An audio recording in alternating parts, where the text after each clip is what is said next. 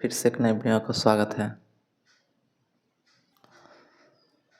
तो फिर हम लोग जो बायोलॉजी का जो पार्ट कर रहे थे उसी उसी में हम लोग विटामिन्स में आगे बढ़ते हैं और कुछ महत्वपूर्ण प्रश्न हैं जो आगे बहुत अच्छे एग्ज़ाम में पूछे जाते हैं और ये विटामिन से रिलेटेड है। और इस जो हम लोग पार्ट किए थे उसी पार्ट में आगे बढ़ते हैं। अगर चैनल पहली बार आया है तो चैनल को जरूर सब्सक्राइब कर लें और आप अपने दोस्तों में ज़रूर शेयर करें। ठीक है, चलिए आते हैं हम आगे। मनुष्य का त्वचा सूर्य के प्रकाश से कौन सा विटामिन का निर्माण करता है? देखिए, कह रहा है कि मनुष्य का जो त्वचा है, ऐसे हम लोग जानते ही हैं कि सूर्य के धूप से हम लोग को विटामिन डी का निर्माण होता है कि नहीं?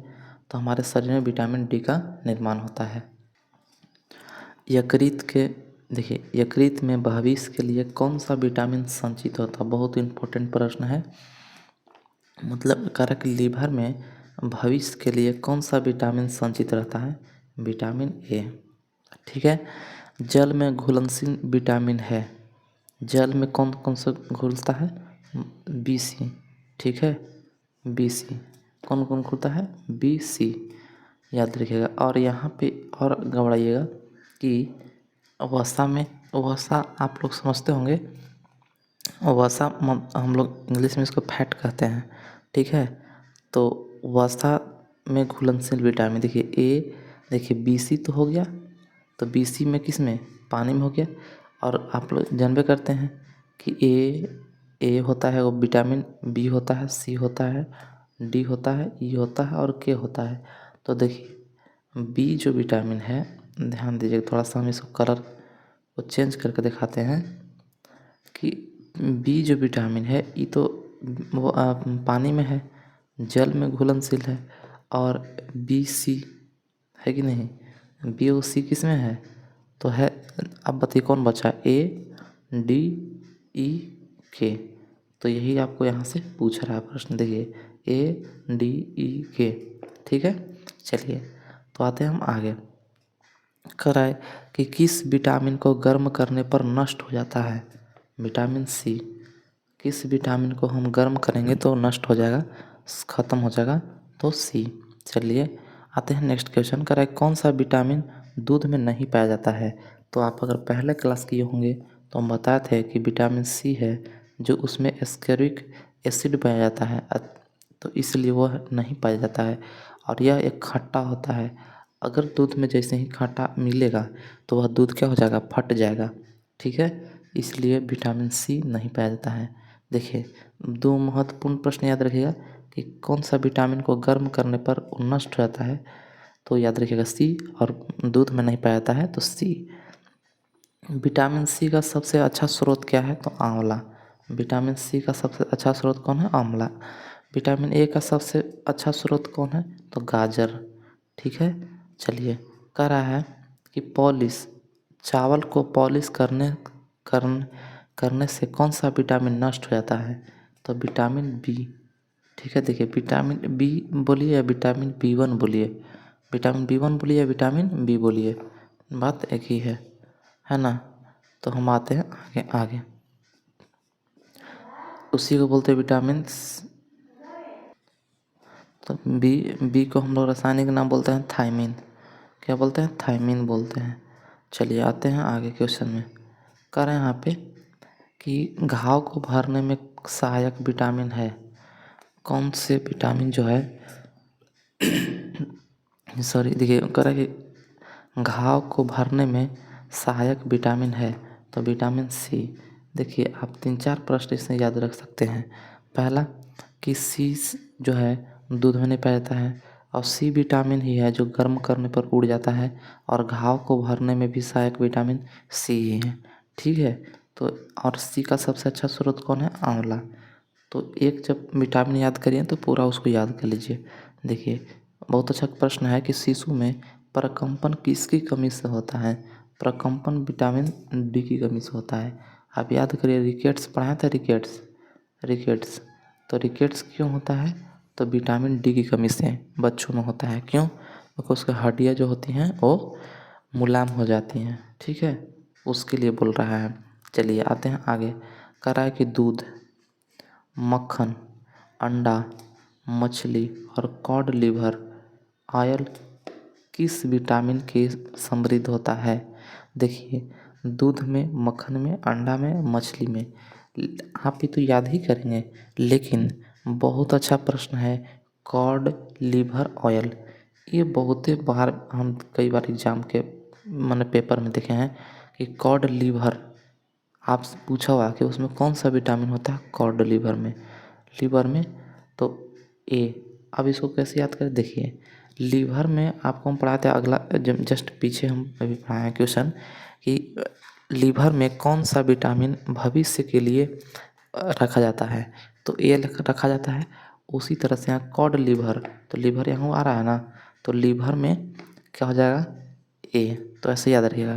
तो ये कॉड लीवर तेल किस विटामिन की प्रचुरता का स्रोत है, तो विटामिन ए और विटामिन डी, ठीक है।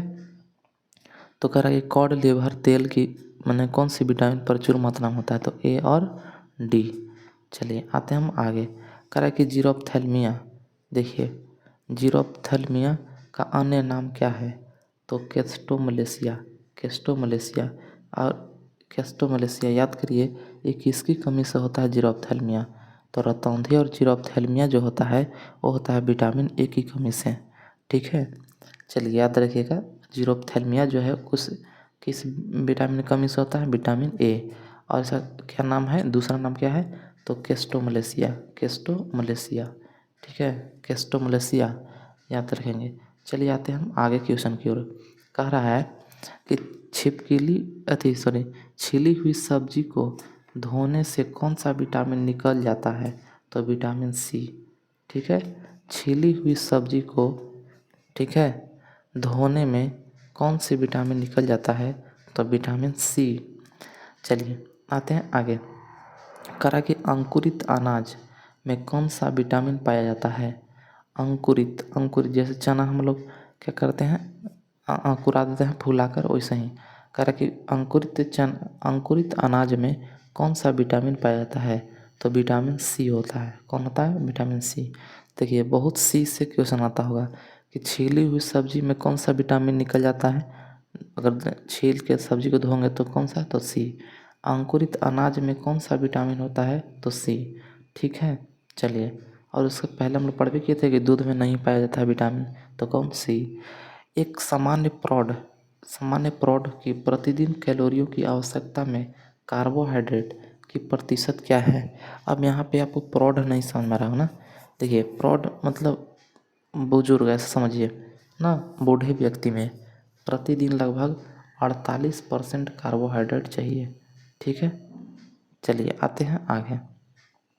कह रहा है कि आजकल दूध को संतुलित आहार नहीं माना जाता है क्योंकि इसमें अभाव है आयरन और विटामिन सी को।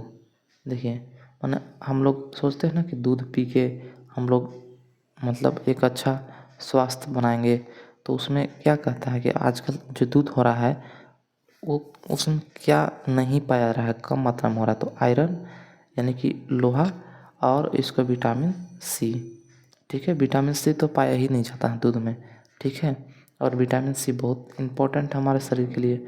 देखिए, कह रहा है नेक्स्ट क्वेश्चन कि अल्बुमिन क्या है, अल्बुमिन क्या है, तो क्या है, एक प्रकार के प्रोटीन है, ठीक है, क्या है, प्रोटीन। आते हैं आगे। करक मानव शरीर में विटामिन के का निर्माण किस अंग में होता है, तो कोलन में बैक्टीरिया द्वारा, कोलन में बैक्टीरिया। देखिए, ये कोलन क्या है, आप लोग बताएंगे जो पाचन तंत्र पढ़े होंगे, ठीक है। ये बड़ी आंत का एक भाग आप याद होगा मानव शरीर में, ठीक है। विटामिन के का किस निर्माण किस अंग द्वारा होता है, कोलन, ठीक है। चलिए, कोलन में बैक्टीरिया द्वारा। अब आता है क्वेश्चन, कहता है यहाँ पे कि मक्खन, मछली, सलाद और दूध में प्रोटीन का सर्वोत्तम स्रोत क्या है, ठीक है। मतलब कह रहा है कि एकरा में जो है ना, मक्खन, मछली, सलाद और दूध में प्रोटीन का सर्वोत्तम स्रोत कौन है? तो देखिए इसमें होगा मछली। देखिए यहाँ आंसर दिया हुआ है मछली। और शाकाहारी में बोले तो उसमें रखिएगा प्रोटीन दाल में। ठीक है, ये तो मांसाहारी में ना हो गया, और शाकाहारी में हो जाएगा दाल। चलिए आते हैं आगे। कह रहा है कि पनीर पनीर स्रोत है तो प्रोटीन का, प्रोटीन मिलता है हम लोग को किससे मिलता है? तो ये मिलता है प्रोटीन से। देखिए मक्खन प्रचुर प्रचुर स्रोत है वसा का, क्योंकि मक्खन में तेल होता है। चलिए मक्का का प्रमुख स्रोत है कार्बोहाइड्रेट, स्टार्च। कार्बोहाइड्रेट का ही हम लोग मतलब इसे कहते हैं स्टार्च। देखिए कार्बोहाइड्रेट के कई प्रकार होते हैं। ठीक है, तो हम लोग पढ़ेंगे आगे कि कार्बोहाइड्रेट के बहुत सारे प्रकार होते हैं। मोनोसेक्राइड होता है, ठीक है, पॉलीसेक्राइड होता है, ऐसे डाइसेक्राइड होता है, 3 प्रकार का होता है। तो अभी याद रखिएगा। देखिए पनीर जहाँ तेल का बात होगा, तेल यानी चीज़ मिलेगा उसमें वसा होगा। जहाँ आपको खाने पर मीठा लगे वो उसमें कार्बोहाइड्रेट होगा। और जहाँ मतलब ये क्या मतलब पनीर इस सब में क्या होगा? तो प्रोटीन होगा। चलिए हम आते हैं आगे नेक्स्ट पेज पर। कह रहा है क्वेश्चन कि यहाँ पे देखिए हम आपको पहले ही बताए थे कि शाकाहारियों में भाई शाकाहारी तो आदमी मांस नहीं खाएगा, मछली नहीं खाएगा। तो ये कह रहा है कि शाकाहारियों में को सर्वाधिक मात्रा में प्रोटीन मिलती है कहाँ से? तो दालों से मिलती है। ठीक है, कहाँ से मिलती है? दाल से। कह रहा कि सामान्य क्रियाशील महिलाओं के लिए प्रोटीन की दैनिक मात्रा होती है 46 ग्राम होती है। कितना ग्राम होता है?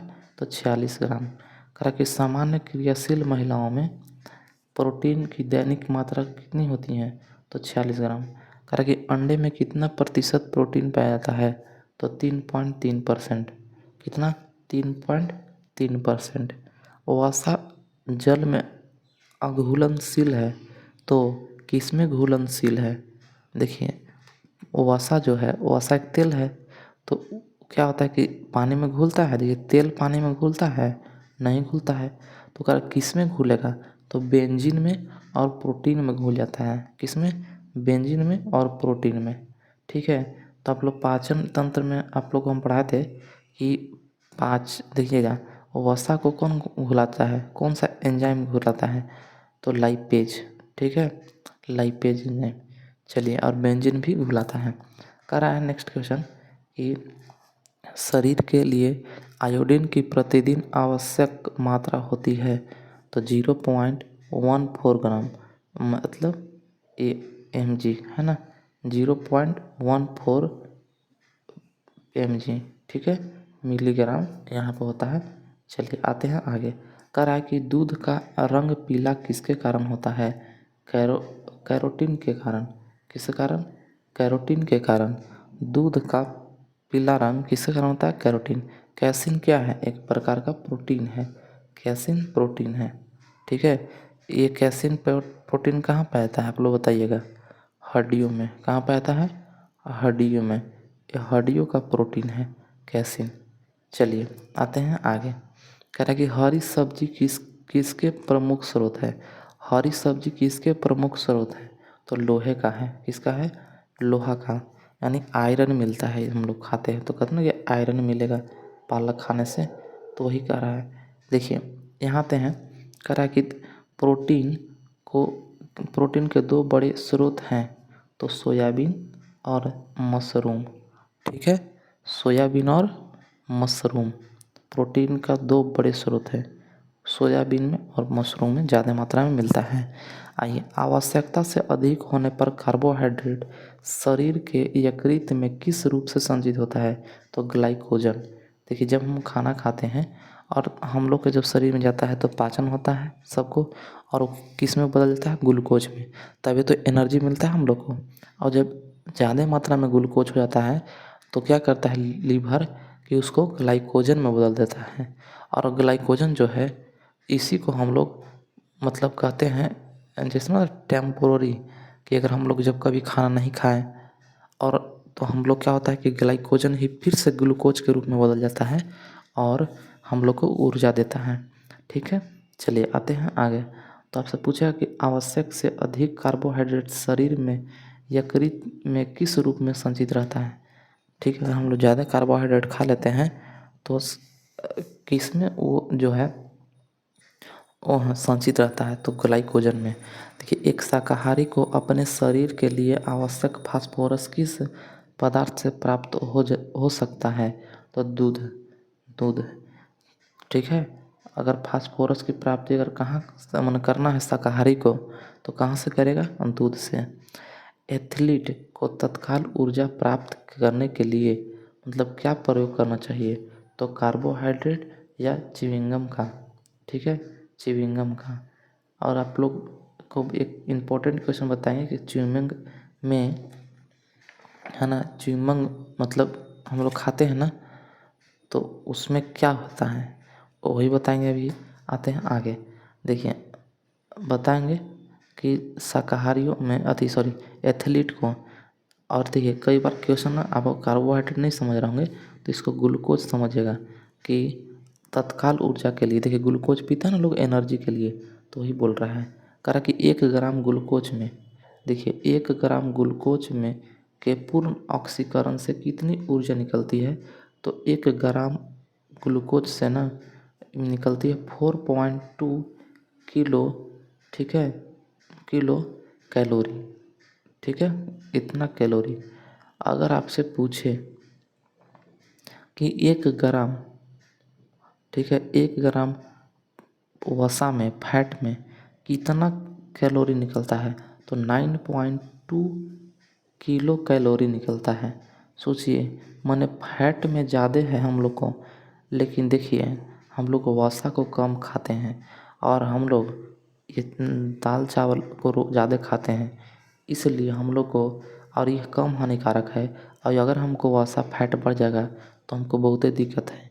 इसीलिए कहा जाता है कि वसा जो है वह ऊर्जा का प्राथमिक स्रोत है और कार्बोहाइड्रेट जो है वो द्वितीयक स्रोत है, ठीक है। लेकिन हम लोग वसा को कम मात्रा में लेते हैं दिन भर, ठीक है, और मतलब कार्बोहाइड्रेट चावल ये सब दबा के खाते हैं, है कि नहीं। चलिए आते हैं आगे। कह रहा है कि प्रोटीन कितने अमीनो अम्ल से मिलकर बनते हैं? तो 20 अमीनो अम्ल से। याद रखिएगा, हमारे शरीर में 20 अमीनो अम्ल पाए जाते हैं। याद रखिएगा, बहुत अच्छा प्रश्न है। यही कह रहा है कि प्रोटीन कितने अम्लों से मिलकर बनते हैं? तो 20 अमीनो अम्ल से बनते हैं। चलिए आते हैं हम आगे। कह रहा है कि 1 ग्राम वसा में कितनी ऊर्जा होती है? देखिए, अभी जस्ट हम बताएं, वह 1 ग्राम फैट में, ठीक है, 9.2, देखिए यहाँ पे 3 लिखा हुआ है, तो 9.2 या 9.3 किलो कैलोरी ही मौजूद होता है हम लोग के शरीर में, तो याद रखिएगा। चलिए आते हैं आगे। उसके बाद कह रहा है कि गर्भवती स्त्रियों से प्रायः किन 2 तत्वों की कमी हो जाती है? तो देखिए, महिलाओं के जो गर्भवती महिला हैं उनको कैल्शियम की कमी हो जाता है और आयरन की कमी होता है, इसलिए उनको एक गोली दिया जाता है ना, पहले ही, किसका? आयरन का गोली और कैल्शियम की गोली, ठीक है। चलिए आते हैं आगे। कह रहा है कि मधुमेह यानी कि जो मधुमेह रोगी ने चीनी के विकल्प के रूप में किसका प्रयोग करते हैं? देखिए, अगर उनको मान लीजिएगा तो टीबी हो गया तो मीठा तो खाएंगे नहीं, तो वह चीनी के रूप में, वो चीनी नहीं खाएंगे, लेकिन किसका सेवन करेंगे? तो सैकरीन को सेवन करेंगे, सैकरीन, ठीक है, सैकरीन को सेवन करेंगे। चलिए आते हैं हम आगे। अब यहाँ से आपसे प्रश्न करेगा, नेक्स्ट क्वेश्चन में आते हैं हम लोग कि संतुलित आहार किस पर निर्भर करता है? संतुलित आहार किस पर निर्भर करता है? तो व्यक्ति विशेष की आयु पर, ठीक है। देखिए, हम लोग संतुलित आहार किस पर निर्भर करता है? व्यक्ति विशेष के पर।